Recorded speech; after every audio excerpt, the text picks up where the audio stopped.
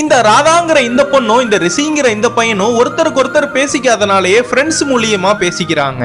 இதுக்கு ஒரு முடிவு கட்டணுங்கிறதுக்காக ஃப்ரெண்ட்ஸ் எல்லாருமே சேர்ந்து அந்த காலேஜ் ப்ரொஃபஸரை கூப்பிட்டு இவங்க ரெண்டு பேருக்குமே நீங்க ஒரு நல்ல தீர்ப்பா சொல்லுங்கன்னு கேக்குறாங்க.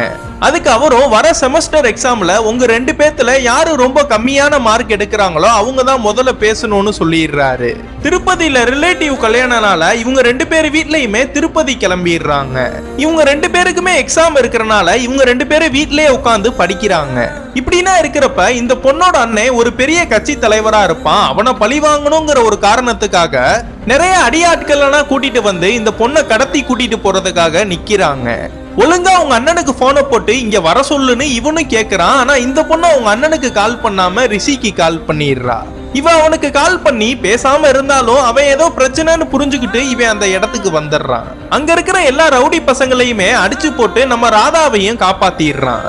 நம்ம மேல இவ்வளவு பாசம் வச்சிருக்கான்னு நம்ம ரிஷிய ஹக் பண்ணி கிஸ்ஸும் கொடுத்துடுறா.